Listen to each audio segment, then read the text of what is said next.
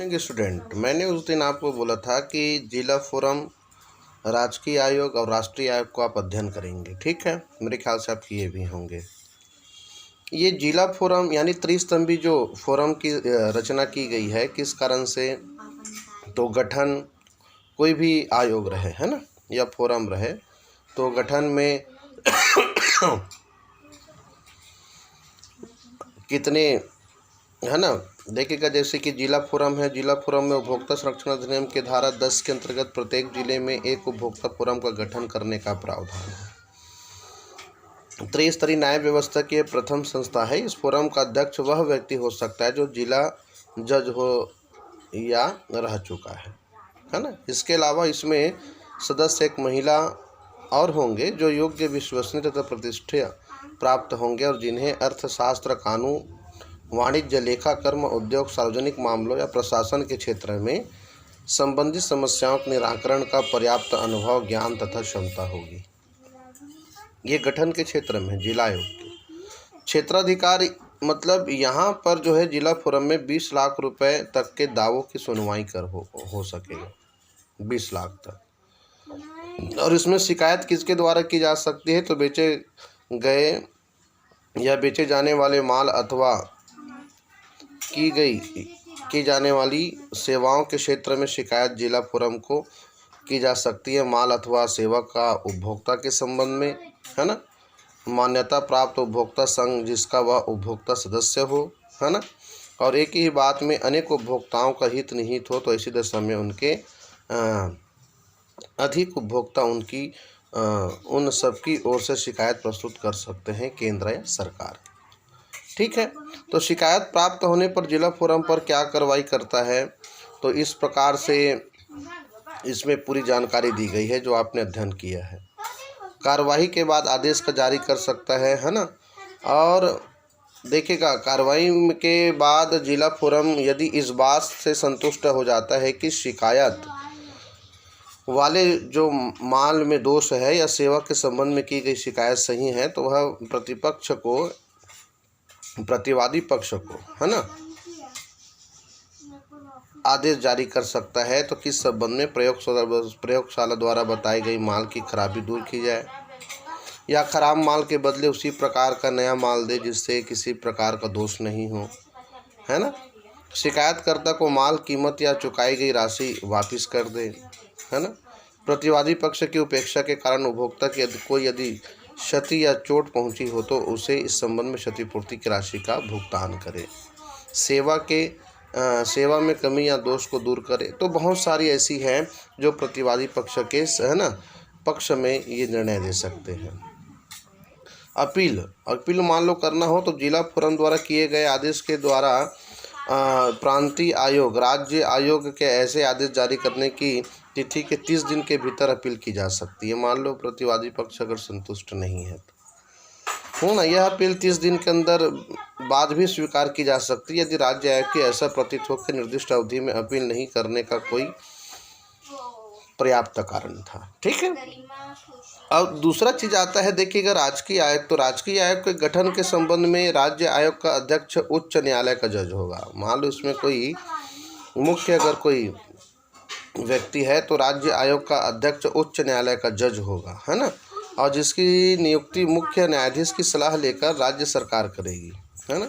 और इसके अतिरिक्त 2 सदस्य, एक महिला सहित नियुक्ति और की जाएगी जो योग्य, विश्वसनीय तथा प्रतिष्ठा प्राप्त हो और जिन्हें अर्थशास्त्र, कानून, वाणिज्य, लेखा, कर्म, उद्योग, सार्वजनिक मामलों या प्रशासन के, है ना, के क्षेत्र में संबंधित समस्याओं के निराकरण का पर्याप्त ज्ञान, अनुभव, क्षमता होगी। और त्रिस्तरीय न्याय व्यवस्था की यह दूसरी संस्था है। पहला क्या है? जिला फोरम, और दूसरा है राजकीय आयोग, है ना। तो क्षेत्राधिकार, इसमें कहाँ पर किस विषय को लेकर के या किस मत को लेकर के यहाँ पर सुनवाई की जाती है? तो राज्य आयोग 20 लाख रुपए से ऊपर किंतु 1 करोड़ रुपए तक के दावों की सुनवाई करता है राज्य आयोग, राजकीय आयोग में। इसमें भी कार्यविधि जो है करने का जो नियमन बताया गया है वो भी जिला फोरम के अनुसार ही होता है। ठीक है, यदि कोई पीड़ित पक्ष का राज्य आयोग द्वारा जारी किए गए आदेश या राहत से संतुष्ट नहीं होती, है ना, तो वह क्या करता है, इसके विरुद्ध निर्दिष्ट ढंग से 30 दिनों के भीतर, जैसे जिला फोरम में 30 दिनों के भीतर राजकीय आयोग को क्या करता है, वो है ना अपील कर सकता है। तो यहाँ पर भी 30 दिनों के भीतर राष्ट्रीय आयोग के समक्ष अपील कर सकता है और इन 30 दिनों की गणना आदेश जारी होने की तिथि से की जाएगी।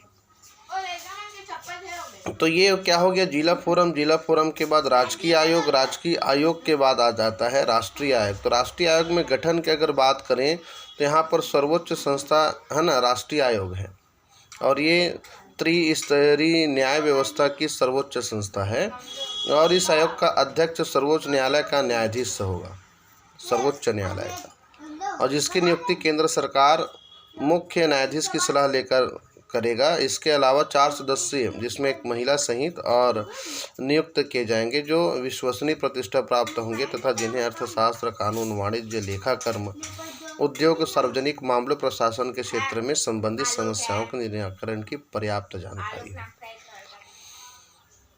ठीक है, तो ये क्षेत्राधिकार यहाँ पर किन मामलों तक की सुनवाई होती है, तो यह आयोग जो है 1 करोड़ रुपए से ऊपर के मूल्य के माल या सेवा से संबंधित है ना, सेवा से संबंधित क्या करते हैं, मामलों की सुनवाई करेगा और क्षतिपूर्ति की राशि सहित है ये। ठीक है, तो कार्य विधि अगर देखें तो सेम है, इसमें भी शिकायत प्राप्त होने पर राष्ट्रीय आयोग इसकी एक प्रतिवादी को यह निर्दिष्ट करते हुए भेजेगा कि वह मामले में अपना पक्ष रखे, है ना, और यदि उचित समझे तो माल या नमूना जांच के लिए सक्षम प्रयोगशाला के भेज सकता है, और प्रयोगशाला की रिपोर्ट आ जाने के बाद उसका परीक्षण करके और प्रतिवादी उसके गवाहों को सुनने के बाद आवश्यक है ना आदेश तथा राहत यदि कोई हो तो जारी करेगा, और राष्ट्रीय आयोग की कार्रवाई एक न्यायालय कार्रवाई समझी जाएगी। ठीक है, अपील कौन कर सकता है, यदि पीड़ित पक्ष का राष्ट्रीय आयोग द्वारा जारी किए गए आदेश या राहत से संतुष्ट नहीं है तो वह इसके विरुद्ध 30 दिनों के भीतर आदेश की तिथि के है ना निर्दिष्ट ढंग से सर्वोच्च न्यायालय में अपील या दायर कर सकता है। तो ये त्रिस्तंभी न्याय व्यवस्था है उपभोक्ता के लिए, और उपभोक्ता को क्या उपचार या राहत मिलती है, तो देखिएगा यदि न्यायालय उपभोक्ता है, देखिए यदि उपभोक्ता न्यायालय इस बात से संतुष्ट हो जाता है कि उपभोक्ता द्वारा है ना की गई शिकायत में यथार्थ है तो वह निम्नांकित में से एक या अधिक निर्देश प्रतिवादी को जारी कर सकता है। उपभोक्ता को प्रदान की गई सेवा या दिए गए माल में पाए गए दोष या कमी को दूर करें, है ना, दोषपूर्ण उत्पाद के बदले नया दोष मुक्त उत्पाद निःशुल्क प्रदान करें, उत्पाद या क्षेत्र सेवा के लिए चुकाई गई कीमत की राशि उपभोक्ता को लौटाई जाए, है ना, और प्रतिवादी की लापरवाही के कारण उपभोक्ता को जो हानि या क्षति पहुंचे तो प्रतिवादी उचित राशि का भुगतान क्षतिपूर्ति स्वरूप उपभोक्ता को चुकाए। तो इस प्रकार से कई राहत जो है त्रिस्तरीय न्याय व्यवस्था के अंतर्गत दी जाती है ना। अब उसके बाद हम बात करते हैं उपभोक्ता जागरूकता की।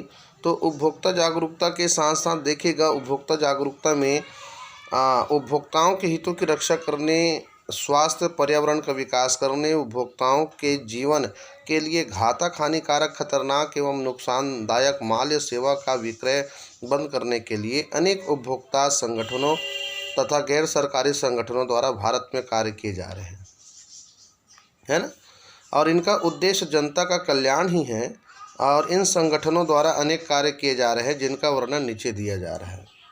ठीक है, देखिएगा उपभोक्ता संगठन द्वारा तथा गैर सरकारी संगठनों के कार्य देखें तो शिक्षा विषयक कार्य प्रारंभ किए गए हैं, यानी प्रशिक्षण कार्यक्रम, सेमिनार एवं कार्यशालाओं का आयोजन कर जनसाधारण को उपभोक्ताओं के अधिकारों के संबंध में शिक्षित करना, ये उपभोक्ता जागरूकता कार्यक्रम है ना। प्रकाशन विषयक कार्य करना, यानी देखिएगा उपभोक्ताओं की समस्याओं से अवगत कराने, कानून रिपोर्ट देने, राहत तथा कल्याण के कार्यों के संबंध में जानकारी देने आदि के लिए है ना साप्ताहिक, पाक्षिक, मासिक, त्रैमासिक पत्र पत्रिकाओं का समाचार बुलेटिन आदि का प्रकाशन कर दिया जाता है, ताकि जनता जो है किसी माल या सेवा के बदले वो जागरूक बने रहे, है ना। और यही उपभोक्ता जागरूकता का मुख्य बात है। और देखिएगा प्रयोगशाला में उपभोक्ता उत्पादों की जांच, यानी प्रतियोगी ब्रांड के गुणों की तुलनात्मक जांच के लिए प्रमाणित प्रयोगशाला में उपभोक्ता उत्पादों की जांच कराना तथा उपभोक्ताओं के लाभ के लिए इनके परिणामों को प्रकाशित करना। चौथा है शोषण के विरुद्ध प्रतिवाद तथा कार्रवाई हेतु उपभोक्ताओं को प्रोत्साहित करना। उपभोक्ताओं को कानूनी सहायता प्रदान करना, उपभोक्ताओं की ओर से खुद शिकायत दर्ज कराना, जन सामान्य के हितों की रक्षा करना। ये सब क्या है? जन जागरूकता, यानी उपभोक्ता के जन जागरण की ये बातें हैं। भारत में कार्यरत उपभोक्ता है ना, प्रमुख उपभोक्ता संगठन तथा गैर सरकारी संगठन कौन कौन से हैं तो मैं आपको बता दूं, है ना।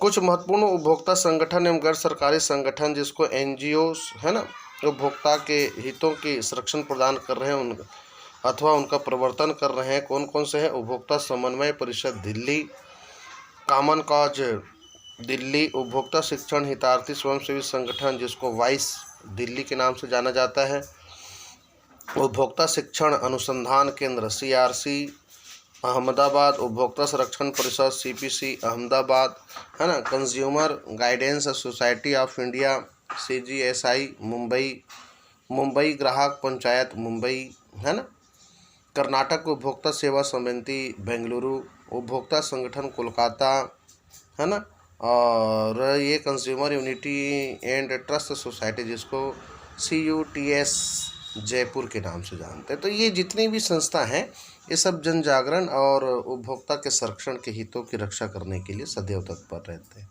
तो इस प्रकार से यह चैप्टर जो है 12वां चैप्टर है ना, उपभोक्ता संरक्षण यहीं पर समाप्त होता है। और जितनी भी इनमें मुख्य बातें थी सारगर्भित है ना तरीके से उसको मैंने आपके सामने रखने का प्रयास किया। आप भी अध्ययन गहराई से करें, निष्कर्ष प्राप्त होगा। और दूसरी बात, जो मैंने प्रोजेक्ट के लिए आप लोगों को 6 प्रश्न दिए हैं, वो 6 प्रश्न एकदम कंठस्थ याद करना है। 6 प्रश्न में से कोई भी प्रश्न आपको बनाने के लिए मिल सकते हैं, है ना। तो इस बात का ध्यान रखिएगा। और गंभीरता से धन्यवाद।